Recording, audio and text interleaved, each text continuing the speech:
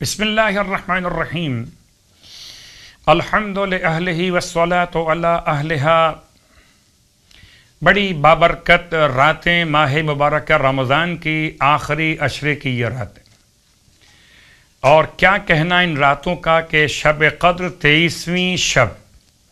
پروردگار ہم سب کو اعمال صالحات کی عافیت کے طلب کرنے کی توفیق عطا فرمائے۔ اس 23ویں شب میں جس میں زیادہ طور پر روایات نے متوجہ کیا کہ شب قدر کے واقع ہونے کا یقین، انشاءاللہ پروردگار قرآن کی برکت سے ہمیں یہ شب خاص طور سے اس شب کے اعمال نصیب فرمائے، مشترکہ اعمال بھی اور مخصوص اعمال بھی انجام دیے جائیں شب قدر کی مناسبت سے۔ 23ویں شب کی دعا تلاوت کی جا رہی ہے۔ بسم اللہ الرحمن الرحیم۔ اللہم اجعلنی من اوفر عبادک نصیبا من کل خیر انزلتہ فی ہذہ اللیلہ او انت منزلہ من نور تہتدی بہ او رحمت تنشرہا او رزق تقسمہ او بلاء تدفعہ او در تکشفہ وَاكْتُبْ لِي مَا كَتَبْتَ لِأَوْلِيَائِكَ الصَّالِحِينَ الَّذِينَ اسْتَوْجَبُوا مِنْكَ الثَّوَابَ وَآمَنُوا بِرِضَاكَ عَنْهُمْ مِنْكَ الْعِقَابِ يَا كَرِيمُ يَا كَرِيمُ صَلِّ عَلَى مُحَمَّدٍ وَآلِ مُحَمَّدٍ وَافْعَلْ بِي ذَلِكَ بِرَحْمَتِكَ يَا أَرْحَمَ الراحمين۔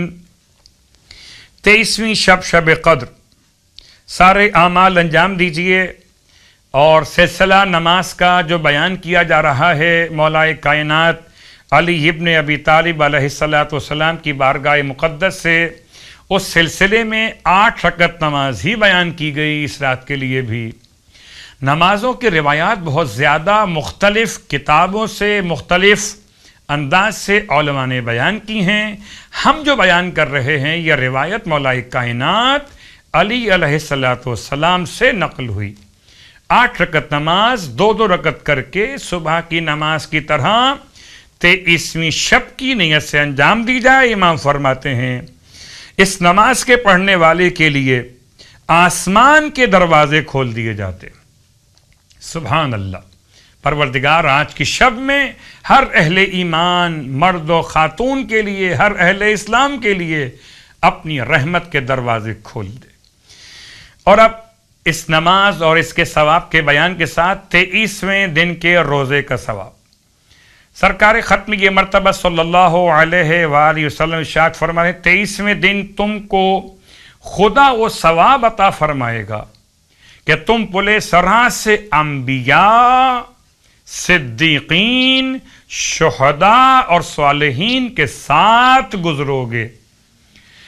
گویا تمہیں اس طرح ثواب ملے گا کہ تم ان کے ساتھ گزرنے والوں کی طرح ساتھ ساتھ چلو گے، اور گویا تمہیں اس طرح ثواب ملے گا کہ تم نے میری امت کے ہر یتیم کو کھانا کھلایا ہو اور ہر عریان کو لباس عطا کیا ہو۔ 23ویں روزے کی دعا۔ بسم اللہ الرحمن الرحیم۔ اللہم اغسلنی فیہ من الذنوب وطہرنی فیہ من العیوب وامتحن قلبی فیہ بتقوی القلوب یا مقیل اثرات المذنبین۔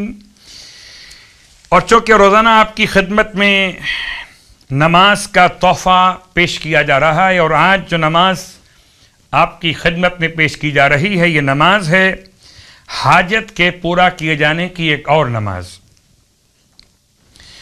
کف امی نے اس نماز کو روایت میں امام جعفر صادق علیہ السلام سے اس طرح نقل کیا۔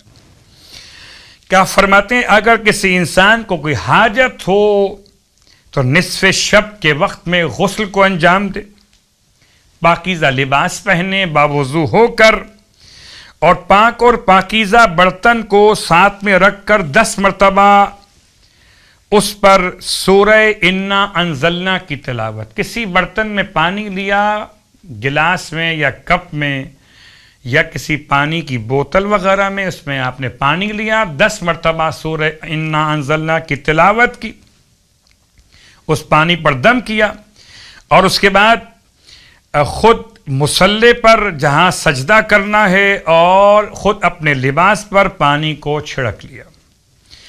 اس کے بعد 2 رکعت نماز اس طرح بجا لائے کہ الحمد کے بعد سورہ انا انزلنا ہر رکعت میں تلاوت کیا جائے، ایک مرتبہ ہر رکعت میں الحمد کے بعد انا انزلنا کی تلاوت، اور اس کے بعد اپنی حاجت خدا کی بارگاہ میں طلب کرے، انشاءاللہ خدا اس کی حاجت کو پورا فرمائے گا۔